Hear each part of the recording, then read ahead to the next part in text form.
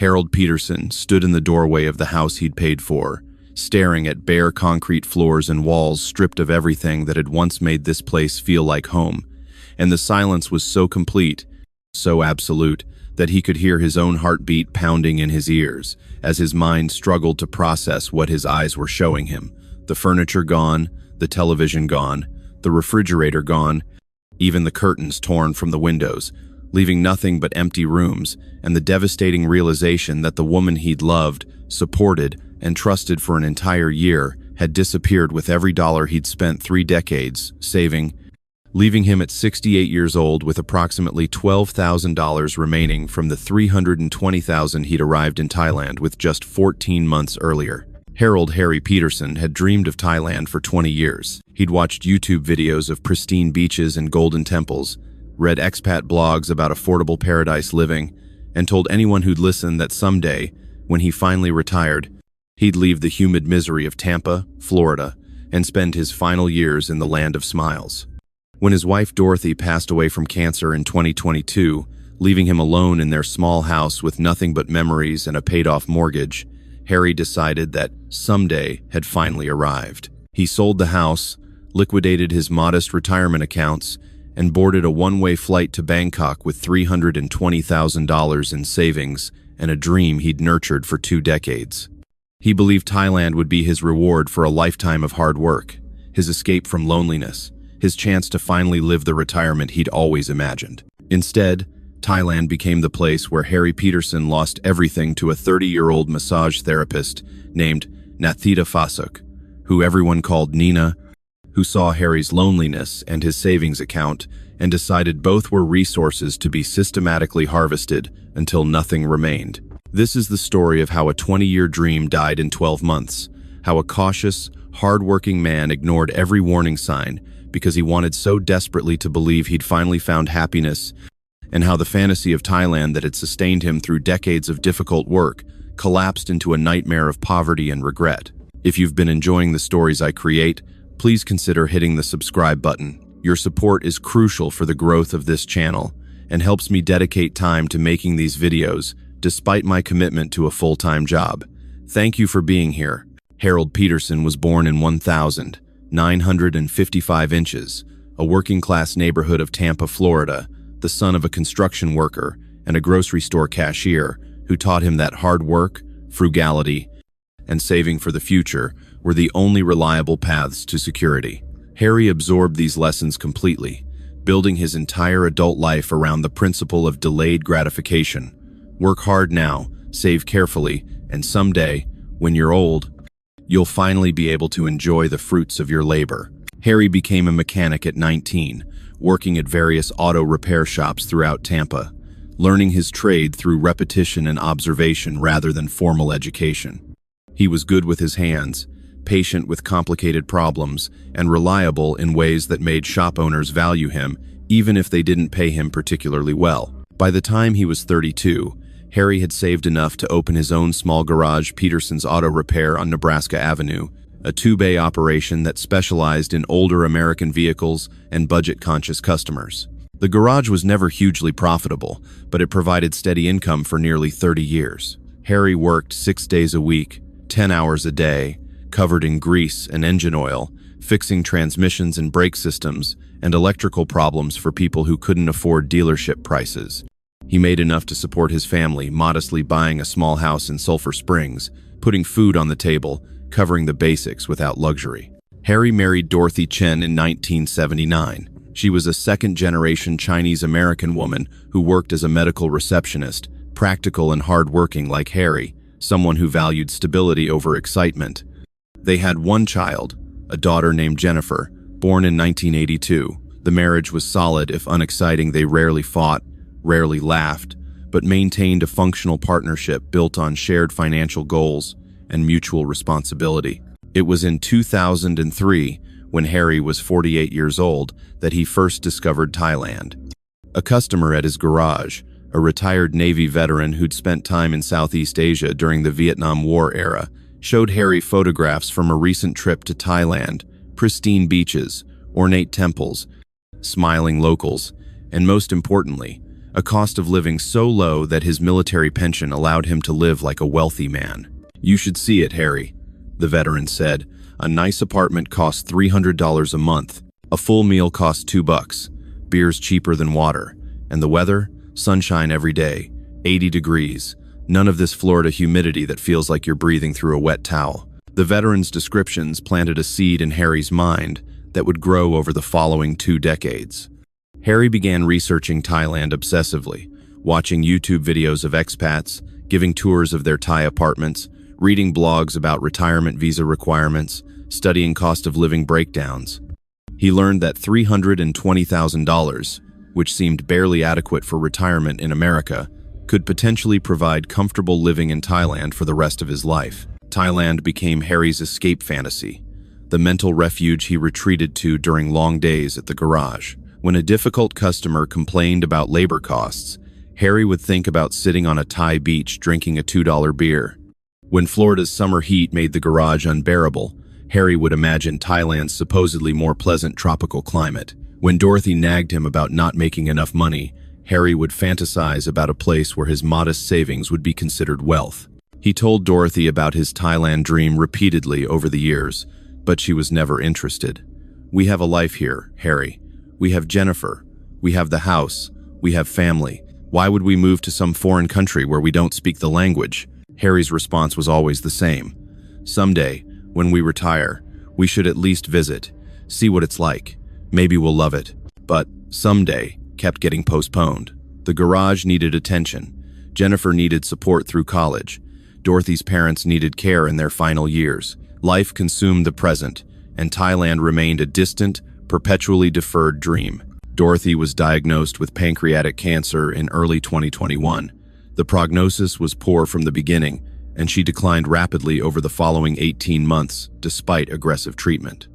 Harry spent those months caring for her, closing the garage early to drive her to chemotherapy appointments, sitting beside her hospital bed during complications, watching the woman he'd spent 43 years with slowly disappear. She died in September 2022, and Harry was suddenly 67 years old, alone in their small house, with nothing but memories and the devastating silence of a life that had revolved around routine and responsibility for so long that he no longer knew who he was without those structures. Jennifer, now 40, and living in Atlanta with her own family, came to Tampa for the funeral and stayed a week to help Harry sort through her mother's belongings.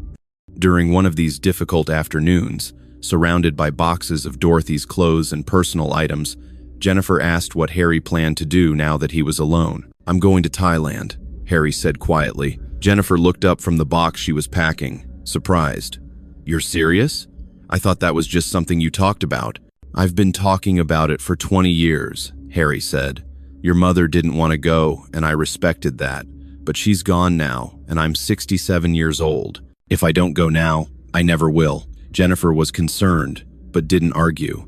She helped Harry research the practical aspects, visa requirements, healthcare insurance, banking arrangements.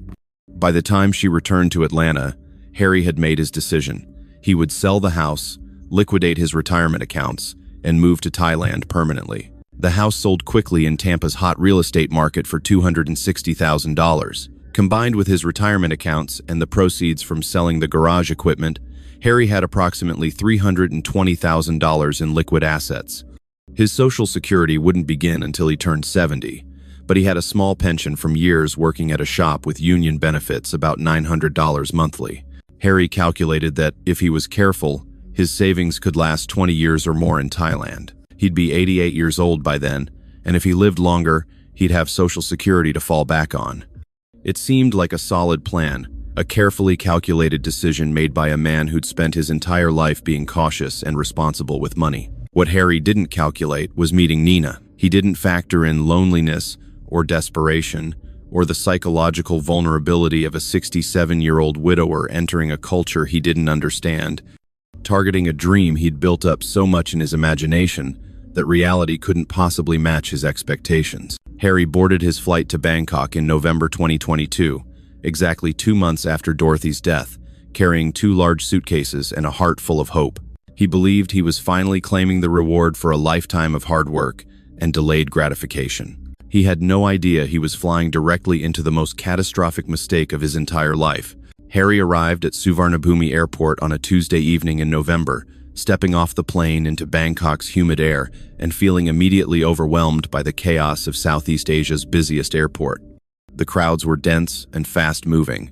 The signs were in both Thai and English, but somehow still confusing, and Harry stood in the immigration line, feeling simultaneously excited and terrified about what he'd committed himself to. Immigration was straightforward. Harry had arranged a non-immigrant OA visa, the long-term retirement visa for foreigners over 50 with adequate financial resources. The officer stamped his passport with barely a glance, and Harry was officially a resident of Thailand, at least for the next year. He'd booked 3 nights at a budget hotel in Sukhumvit, one of Bangkok's main tourist districts, planning to rest and orient himself before traveling to Pattaya, the coastal city where he intended to settle permanently. But Harry found Bangkok overwhelming and slightly frightening. The traffic was insane, the heat was oppressive, and the cultural differences were more disorienting than he'd expected. Street food vendors operated in conditions that would have violated every health code in Florida. Motorbikes drove on sidewalks.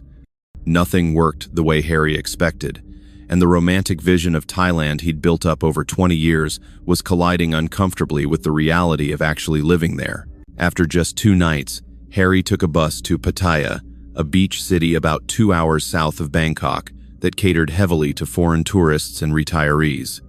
He'd researched Pattaya extensively and knew it had a reputation as Thailand's most notorious sin city, a place known for its red light districts, bar girls, and aging Western men who came for the easily available female companionship. Harry told himself he wasn't like those men. He wasn't going to Pattaya for the bars or the women. He was going for the affordable beachfront living, the large expat community, and the infrastructure designed to accommodate foreigners. The seedy reputation was something he'd simply ignore. Pattaya revealed itself to be exactly what its reputation suggested: garish, loud, filled with open-air bars, where young Thai women in short skirts called out to passing foreign men, promising good times and cheap beer. Walking Street, the city's main nightlife strip, was a neon-lit carnival of sex tourism that Harry found both fascinating and deeply uncomfortable. But away from the tourist areas, Pattaya had quieter neighborhoods where expats lived normal lives. Harry found a serviced apartment in Jomtien, the southern part of Pattaya, that was less chaotic than the main beach area. The apartment was small but clean. 1 bedroom, a tiny kitchen, a balcony overlooking the street, and the rent was 14,000 baht monthly, which was about $420, less than half what he'd been paying for his Tampa house. Harry spent his first 2 weeks in Pattaya simply adjusting. He found a gym, located grocery stores that sold familiar Western products, discovered restaurants that served decent American breakfast food. He bought a used scooter for 35,000 baht, about $1,000, which gave him mobility around the city. The expat community was large but cliquish. Harry tried joining some of the social groups' weekly lunches, bowling leagues, volunteer organizations, but he struggled to connect. Most of the expats seemed to have established friend groups from years of living there, and they weren't particularly interested in befriending a newly arrived 67-year-old widower who didn't drink much and had no interesting stories to share. Harry found himself spending most evenings alone in his apartment, watching American television shows on his laptop, eating simple meals he cooked himself, and wondering if he'd made a terrible mistake. Thailand wasn't matching the fantasy he'd built up. The weather was hot and humid, just like Florida. The language barrier was more frustrating than charming. The cultural differences were isolating rather than exotic. And most devastatingly, Harry was just as lonely in Pattaya as he'd been in Tampa, perhaps more so, because at least in Tampa he'd had the comfort of familiarity. It was this loneliness, this crushing sense of having traveled halfway around the world only to discover he'd brought his isolation with him, that led Harry into Nina's massage shop on a Wednesday afternoon in early December, 3 weeks after he'd arrived in Thailand. The massage shop was called Sabai Sabai Massage, a small storefront operation on a side street in Jomtien, with a hand-painted sign and a simple interior of 4 massage tables separated by curtains. Harry had walked past it dozens of times during his daily scooter rides around the neighborhood, and he'd finally decided to try a traditional Thai massage, something multiple expat blogs had recommended as an authentic cultural experience. The shop was run by an older Thai woman who spoke minimal English, and she gestured toward one of the massage tables, indicating Harry should lie down. A young Thai woman appeared moments later, wearing the loose cotton pants and shirt that massage therapists typically wore, her long hair pulled back in a simple ponytail. "Hello," she said quietly, her English heavily accented but understandable. "My name Nina. I do your massage, okay?" Harry nodded, lying face down on the table as Nina began the traditional Thai massage routine, pressing, stretching, manipulating his body in ways that were simultaneously painful and relieving. She worked quietly, professionally, without the chatty familiarity Harry had experienced at massage places in America. Halfway through the session, Nina asked softly, "You from America?" "Yes," Harry said. "Florida, Tampa. You live in Pattaya now, or just holiday?" "I live here. I retired and moved here last month." Nina continued working, silent for several minutes, then said something that would change Harry's life completely. "You remind me of my father. He was mechanic too. He died 5 years ago." Harry lifted his head, looking back at her. "How did you know I was a mechanic?" Nina smiled shyly, gesturing toward Harry's hands. "Your hands. Very strong, many years working. My father has same hands. He fixed motorcycle, fixed cars, always working." The observation was oddly touching. No one in years had looked at Harry and seen him as anything other than an old man. Nina had looked at his hands and recognized a lifetime of labor, had connected him to her own father, had seen him as a person rather than just another foreign customer. They talked sporadically for the rest of the massage. Nina explained that she was from a small village in Isan, Thailand's poorest northeastern region, and had come to Pattaya 3 years ago to work and send money to her family. She lived with 2 other massage therapists in a small apartment, splitting the rent 3 ways. She made about 12,000 baht monthly, about $360, which wasn't much, but it was more than she could earn in her village. When the massage ended, Harry paid the standard 300 baht $9 and added another 200 baht as a tip. Nina's eyes widened slightly at the generous addition. "Thank you very much," she said, weighing the Thai gesture of respect with pressed palms. Harry returned to the massage shop 2 days later, specifically requesting Nina. She seemed genuinely pleased to see him, greeting him with a warm smile. During this second massage, they talked more extensively. Nina asked about Harry's life in America, his family, why he'd come to Thailand. Harry found himself sharing more than he'd intended, telling her about Dorothy's death, about his decades running the garage, about his dream of retiring somewhere warm and affordable. Nina listened with an attentiveness that felt genuine and empathetic. She shared details about her own family, her mother who had diabetes and couldn't work anymore, her younger brother who was still in school and dreamed of becoming a teacher, her father who died in a motorcycle accident when she was 25. "I understand being alone," Nina said quietly. "After my father died, everything changed. I have to work, have to take care of mother and brother. No time for relationship, no time for my own life. Just work and send money home." The connection Harry felt wasn't romantic, at least not initially. It was simpler and perhaps more powerful, the sense of being seen and understood by someone who seemed to genuinely care about his story. In the 3 weeks since arriving in Thailand, no one had asked Harry about his life, his feelings, his reasons for being there. The expats he'd met were polite but distant. The Thai people he interacted with were friendly but transactional. Nina was the first person who seemed actually interested in who Harry was. Harry started visiting the massage shop 3 or 4 times a week, always requesting Nina. The other therapists and the shop owner clearly noticed the regular visits, occasionally exchanging glances and smiling in ways that suggested they understood something. Harry didn't yet recognize himself. He was developing feelings for Nina, or at least for the way she made him feel less alone. By late December, Harry's visits had evolved beyond simple massage appointments. He'd arrive at the shop near closing time, and Nina would finish her massage, then sit with Harry at a nearby restaurant for dinner. He'd pay for the meals, of course, and Nina would politely refuse at first, before accepting, explaining that massage therapists didn't earn enough to eat at restaurants often. Their conversations during these dinners were increasingly personal. Nina talked about her dreams maybe someday opening a small beauty salon in her village where women could get their hair and nails done, something nicer than the informal operations that existed there now. Harry encouraged these dreams, asking questions about costs and logistics, unconsciously slipping into the analytical mindset he'd used when running his garage.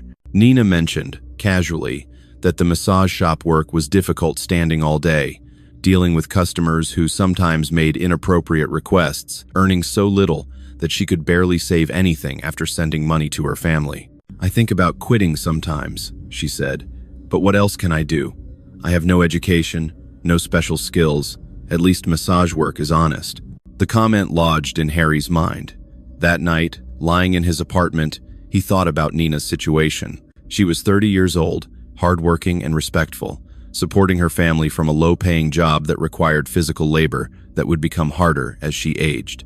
Harry had spent his entire life in similar circumstances, working with his hands, earning modest income, sacrificing present comfort for future security. The difference was that Harry had eventually accumulated enough savings to escape. Nina was trapped in a cycle of labor that would likely continue until her body gave out, with nothing to show for decades of work. Harry began to imagine helping her. Not romantically, he told himself repeatedly that this wasn't about attraction or relationship, but practically, the way you'd help someone you cared about as a friend or family member. He had $320,000. That was more money than Nina would earn in her entire lifetime. What if he could help her escape the same trap he'd spent 40 years struggling against? The thought felt generous and noble. It felt like the kind of thing a good person would do, using his privilege and resources to help someone less fortunate. Harry didn't recognize what was actually happening, that Nina had identified him as a target, assessed his vulnerabilities with professional precision, and was systematically constructing the emotional foundation that would allow her to extract every dollar he possessed. On New Year's Eve, Harry invited Nina to dinner at a nicer restaurant than their usual cheap eateries, a seafood place on Jomtien Beach with ocean views and prices that reflected the location. Nina dressed up for the occasion, wearing a simple but attractive dress, her hair down for the first time since Harry had met her. They watched fireworks over the ocean at midnight, and Harry felt something he hadn't felt since Dorothy's illness began, a sense of possibility, of life moving forward rather than simply ending. Nina wasn't Dorothy. She was younger, from a completely different culture, without the decades of shared history. But she made Harry feel valued in ways Dorothy never had, or at least hadn't in recent years. After midnight, walking along the beach, Harry said something he'd been building up courage to say for days. "Nina, I want to help you quit your job at the massage shop. Let me support you so you don't have to work there anymore." Nina stopped walking, looking at Harry with what appeared to be genuine shock. "Harry, no, that's too much. I can't accept that. Please, listen," Harry insisted. "I'm retired. I have enough money saved that I don't need to work. You're young, and you're working in a job that's hard on your body and doesn't pay well. Let me help you, not as charity, but because I care about you, and I want you to have better opportunities." Nina's eyes filled with tears. "You would do that for me? But Harry, we just friends. You don't owe me anything." "I know we're friends," Harry said. "That's exactly why I want to help. You've made my time in Thailand so much better. You're the only person here who seems to actually care about me as a person. Let me give you something back." Nina cried quietly, then hugged Harry tightly. "You are very kind, man.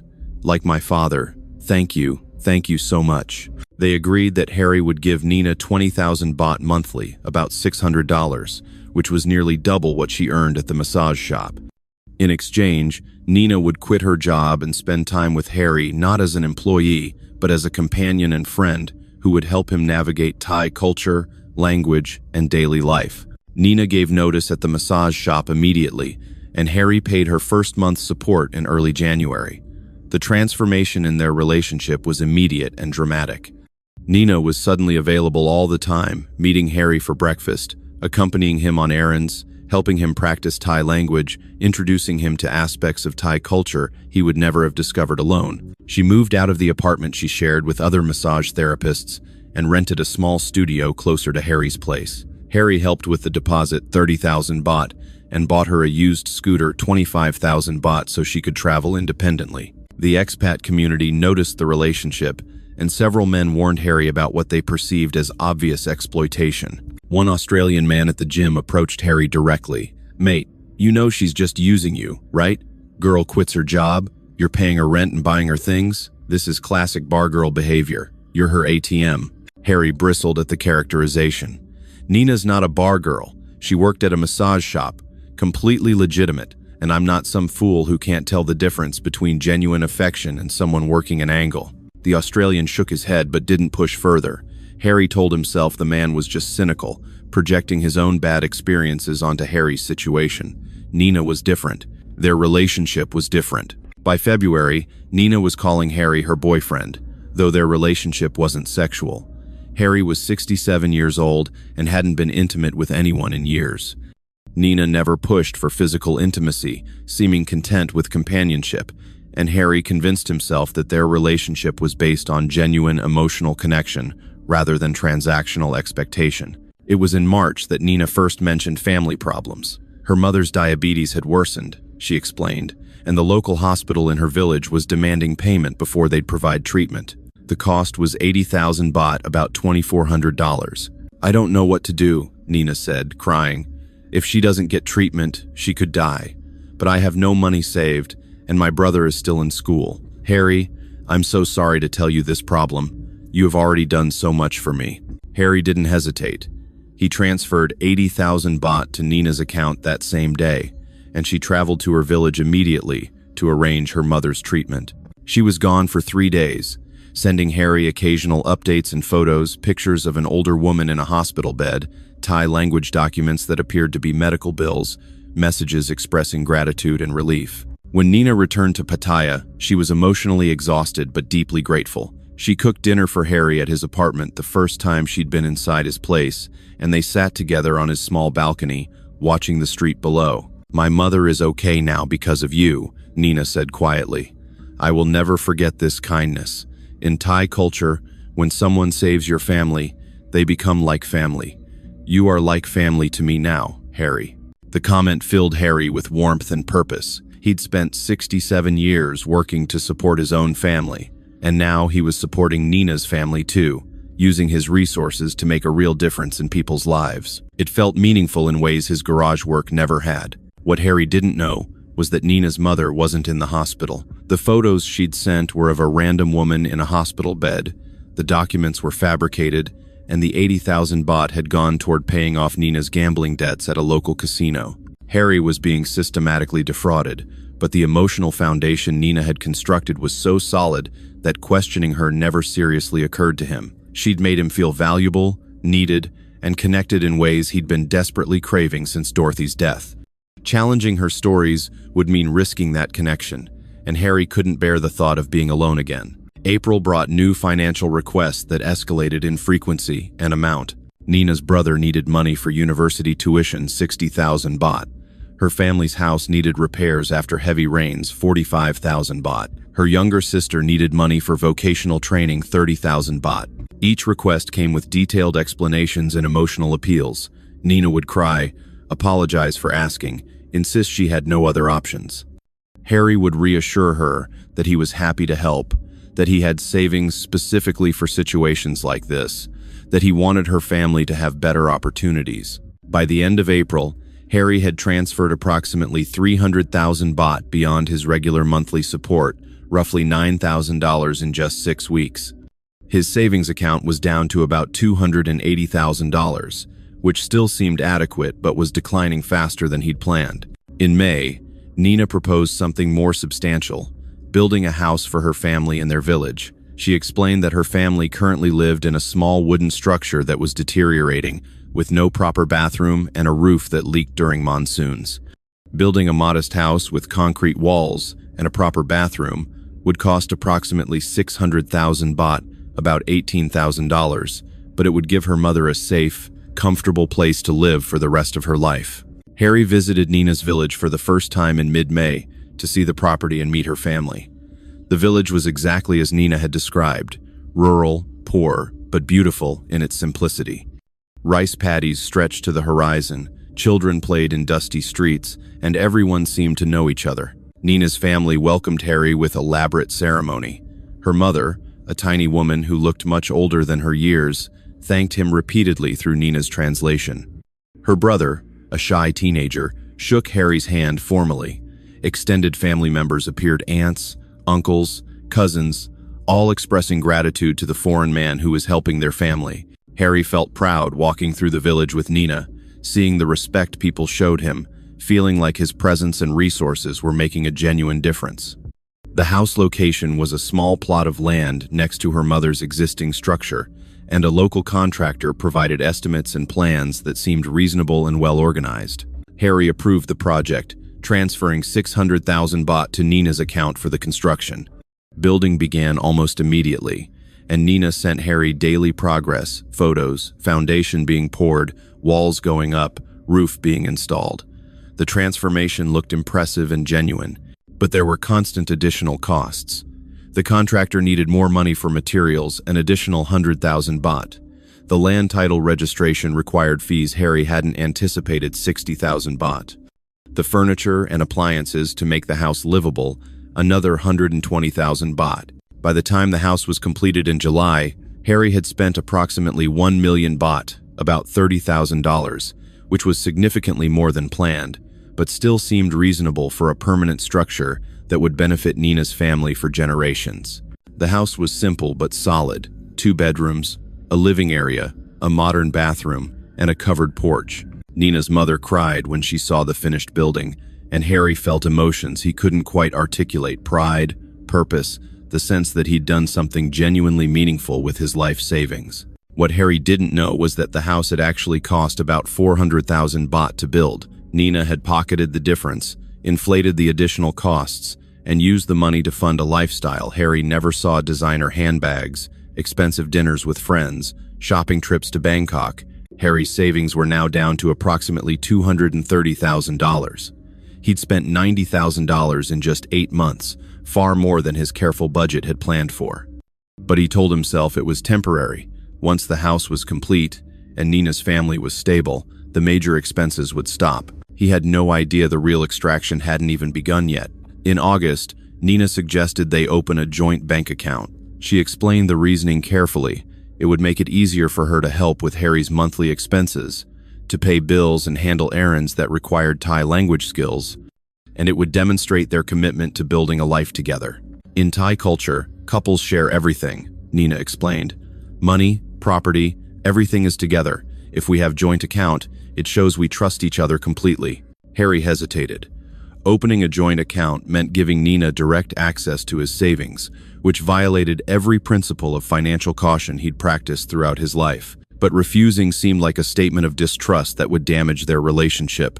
How much would we put in the joint account? Harry asked. Maybe 3 million baht? Nina suggested. About $90,000? That's enough for daily expenses and emergencies, but you keep rest of your money separate. This way we both have access if we need it. The proposal seemed reasonable, not all his money, just a shared account for household expenses and unexpected costs. Harry agreed, and they opened the account in early September, with Harry transferring $90,000 from his US account, converting it to approximately 3 million baht. The account required both signatures for large withdrawals, which Harry thought provided protection. What he didn't realize was that Thai banking rules allowed single-signature withdrawals up to 50,000 baht per day, which meant Nina could systematically drain the account through daily withdrawals without Harry's explicit approval for each transaction. Almost immediately, Nina began making frequent withdrawals. She'd explain each one: groceries, utility bills, motorcycle repairs, helping a friend with an emergency. The explanations always sounded reasonable individually, but collectively they meant the account balance declined rapidly. By October, just 1 month after opening the joint account, nearly half the money was gone. Harry had approximately 1,500,000 baht remaining in the account, about $45,000, and he was starting to feel genuine panic about his financial situation. He tried discussing it with Nina, but she became defensive and emotional. "You think I'm stealing from you?" she cried. "After everything we've been together, you don't trust me? Maybe I should leave. Find someone who doesn't always worry about money." The threat of abandonment was effective. Harry apologized immediately, reassured Nina that he trusted her completely, and dropped the subject. But privately, he was becoming aware that his dream retirement was turning into a financial nightmare. In November, Nina proposed her most ambitious project, yet opening a small beauty spa. She'd been researching business opportunities, she explained, and a beauty spa targeting both Thais and tourists could be very profitable. She'd found a small commercial space available to rent, had researched equipment costs, and estimated they could open a functioning spa for approximately 2 million baht, about $60,000. "This is investment in our future," Nina said excitedly. "I can manage the spa, and it will make money every month. Maybe 30 or 40,000 baht profit monthly. In 2 or 3 years, we pay back the investment, and then everything is pure profit." Harry was financially exhausted, but Nina's logic was compelling. He'd been spending money without generating any income. A business that could produce monthly revenue would make his remaining savings last much longer. He was also, by this point, completely emotionally dependent on Nina.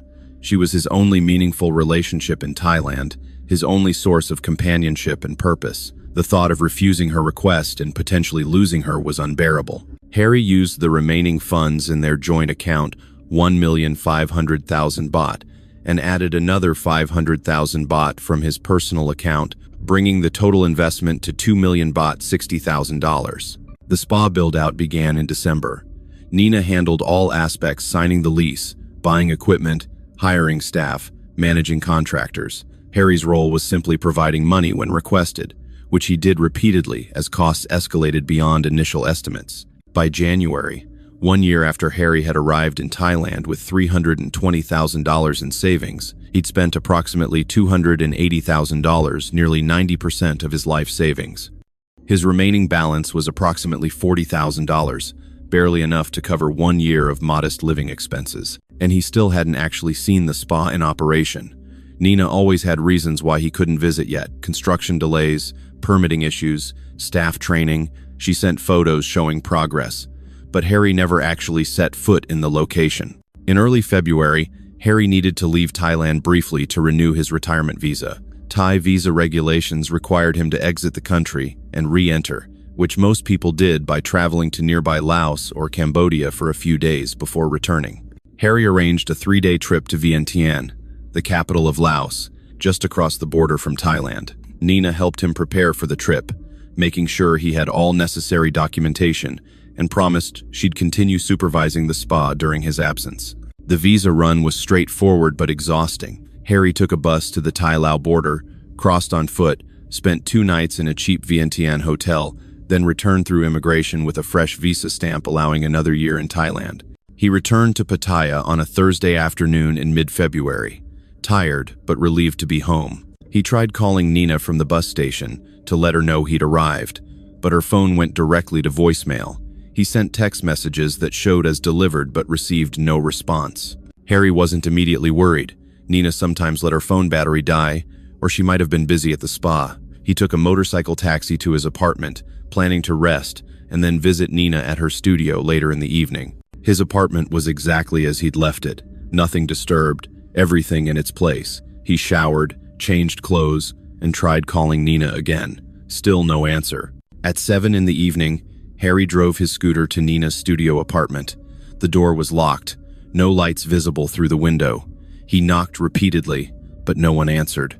A neighbor emerged from a nearby unit, and Harry asked in broken Thai if she'd seen Nina. The neighbor responded in Thai too rapid for Harry to follow, but she gestured in ways that suggested Nina had moved out, possibly several days ago.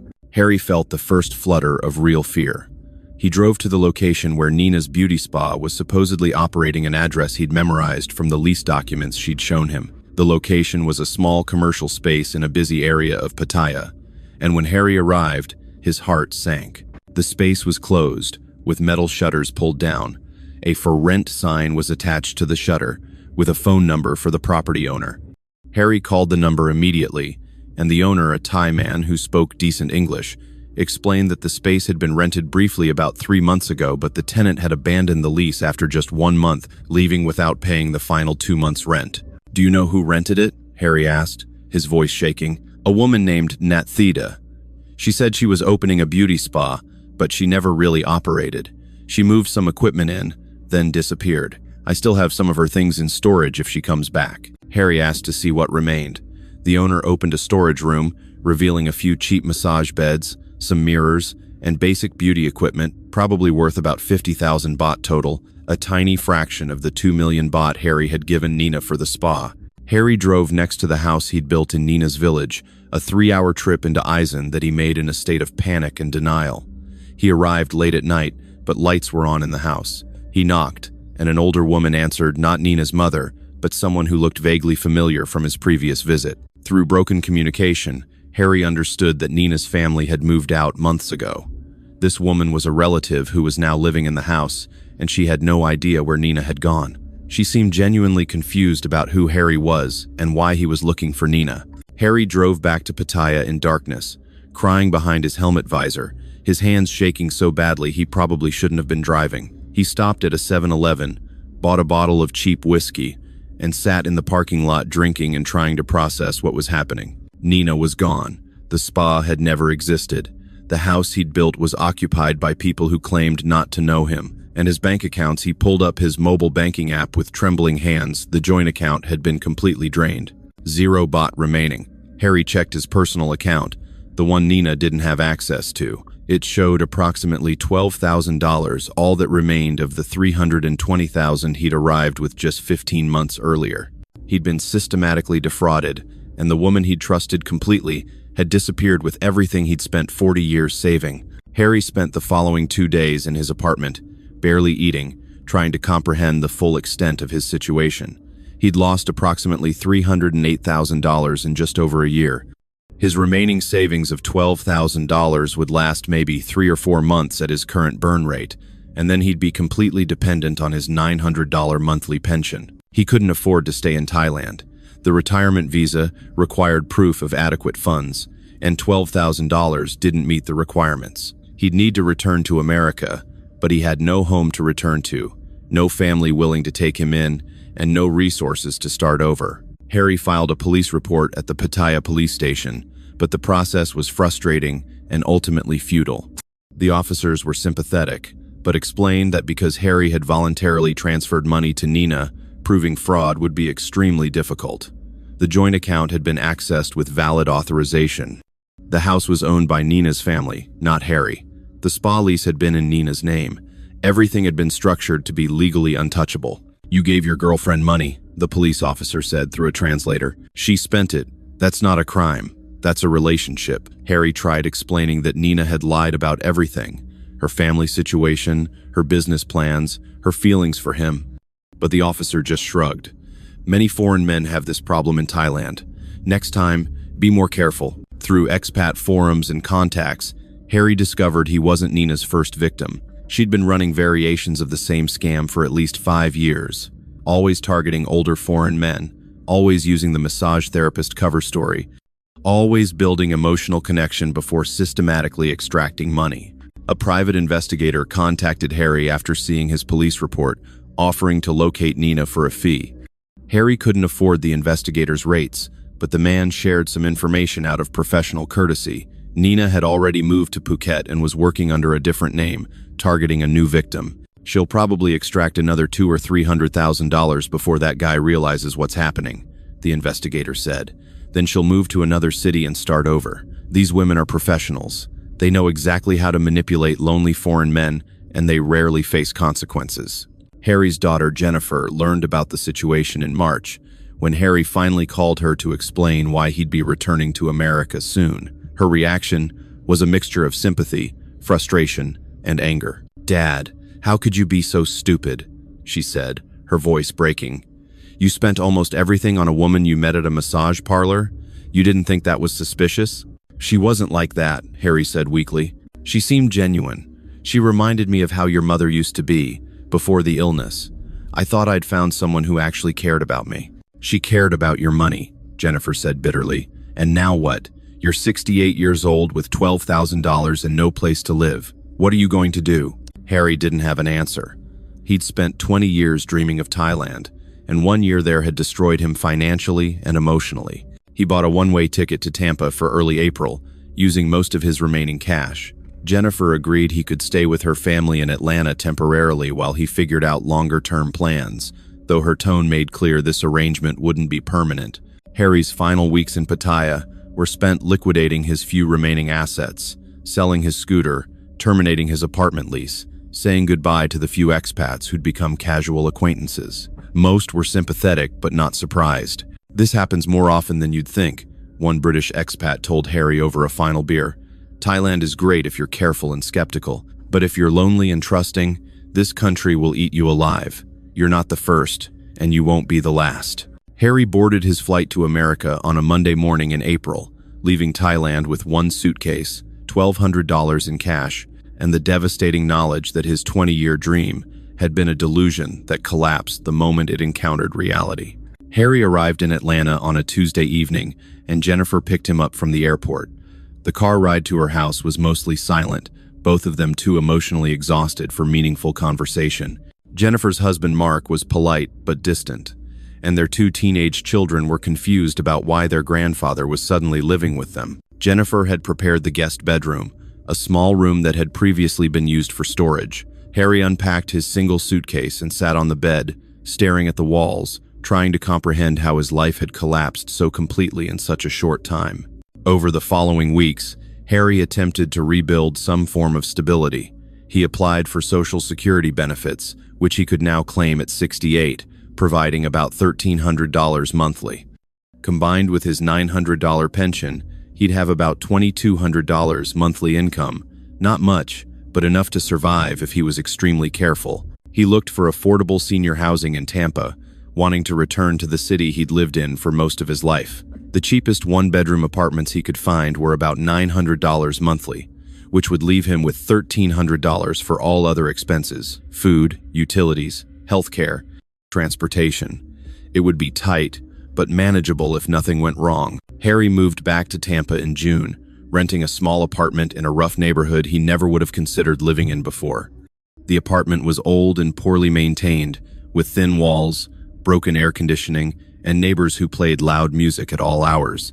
But it was all Harry could afford on his limited income. He tried finding part-time work, anything to supplement his income and give him structure. But at 68, with no recent work experience and visible depression, he was rejected from every job he applied for. Fast food restaurants, retail stores, even volunteer organizations didn't want an elderly man who moved slowly and struggled to smile. Harry's days became a monotonous routine of survival, eating cheap food, watching television, avoiding social contact, and wrestling with depression and regret. He thought constantly about the choices that had led him here. If he'd been more skeptical of Nina, if he'd listened to the warnings from other expats, if he'd been less lonely and desperate for companionship. But the hardest realization was that the Thailand dream itself had been the problem. He'd spent 20 years building up an idealized fantasy of tropical paradise where his modest savings would provide comfort and happiness. The reality of Thailand, a complex country with its own problems, predatory individuals who targeted vulnerable foreigners, and cultural differences that made genuine connection difficult, had never matched the YouTube videos and expat blogs that had fueled his dreams. Harry tried sharing his story in online forums, hoping to warn others about romance scams targeting expats in Thailand. Some people expressed sympathy. Others were harshly judgmental, calling him stupid and naive, saying he got exactly what he deserved for being a sex tourist. The accusations stung because it wasn't true. Harry hadn't gone to Thailand for sex or young women. He'd gone for sunshine and affordable living, but he'd been lonely, and that loneliness had made him vulnerable to someone who'd recognized and exploited it with professional precision. Jennifer visited once in August, and the conversation was difficult and uncomfortable. She was frustrated that her father's poor judgment had created a situation where he might eventually need financial support she couldn't afford to provide. "I don't understand how you could be so foolish," she said, not unkindly, but with obvious exasperation. "You were always so careful with money. You built that garage from nothing, you saved for retirement, you were responsible, and then you met some woman at a massage place and just handed her everything." "I know," Harry said quietly. "I was stupid. I was lonely, and I wanted to believe someone could care about me, and I ignored every warning sign because I didn't want to be alone anymore." "And now you're alone anyway," Jennifer said. "Except now you're also broke." Harry couldn't argue with that assessment. He was alone, he was broke, and he was 68 years old with no prospects for improvement. 2 years have passed since Harry returned from Thailand. He's 70 years old now, still living in the same cheap apartment in Tampa, surviving on his combined pension and Social Security income of $2,200 monthly. His health has deteriorated. Years of mechanic work have left him with chronic back pain and arthritis in his hands. He can't afford good health care, relying on Medicare and free clinics for basic medical care. His depression is untreated because he can't afford therapy or medications beyond what Medicare covers. Harry spends most days alone in his apartment, watching television or sleeping. He has no friends, no social connections, no purpose beyond simply continuing to exist day by day. He's gained weight from cheap, unhealthy food. He looks older than 70, worn down by financial stress and emotional devastation. The Thailand dream is dead. Harry doesn't watch YouTube videos of beaches anymore, doesn't read expat blogs, doesn't imagine tropical retirement. Those videos and blogs now represent the most catastrophic mistake of his life, the fantasy that destroyed him financially and emotionally. He thinks about Nina occasionally, wondering where she is, who she's scamming now, whether she ever thinks about the old American mechanic whose life savings she stole. The private investigator had said she'd moved to Phuket, but that was 2 years ago. She's probably moved again by now, working under a new name, targeting a new victim. Harry harbors no fantasies of revenge or justice. Nina will never be prosecuted, never face consequences. She'll continue scamming until she accumulates enough money to retire comfortably, probably buying property somewhere and living well on the proceeds of destroyed lives. The hardest part for Harry is the self-knowledge. He can't blame Thailand as an evil place that victimized him. He can't blame Nina as solely responsible. The truth is more painful. He chose to ignore every warning sign because he was desperate for companionship, desperate to believe that someone could care about him, desperate to feel valuable and needed. "I didn't fall for her," Harry told a social worker during one of his rare clinic visits. "I fell for the fantasy I wanted her to be. She was just playing a role, and I was so lonely I convinced myself the role was real." The social worker had no meaningful response. What could she say? Harry's situation was depressing and irreversible, the consequences of decisions that couldn't be undone. Harry will spend the rest of his life in poverty, alone, surviving on inadequate income in a cheap apartment in a rough neighborhood. He'll probably live another 10 or 15 years, barring serious health problems he can't afford to treat. Those years will be defined by isolation, regret, and the knowledge that he destroyed his own comfortable retirement by believing in a dream that was never real. The mechanic who'd spent 40 years saving carefully, planning responsibly, delaying gratification, that man died somewhere in Pattaya, replaced by a broken old man who lost everything in 12 months because he was lonely and wanted to believe that someone like Nina could genuinely care about someone like him. Thailand wasn't supposed to be this way. The 20-year dream was supposed to be sunshine, beaches, affordable living, and peaceful contentment. Instead, it was a nightmare that Harry will never escape, even though he's back in America, even though he's thousands of miles from the place where his life collapsed. The dream that sustained him through decades of difficult work became the delusion that destroyed him. And there's no rebuilding from that kind of devastation when you're 70 years old, with no money and no hope. If this story resonates with you, or if you know someone considering retirement in Southeast Asia who needs to hear it, please share this video. Subscribe to this channel for more true stories about the realities behind the retirement dream. These warnings matter. These cautionary tales matter. Because somewhere right now, another lonely man is watching Thailand videos and imagining paradise, and he has no idea that his dream might become his nightmare. Thank you for watching.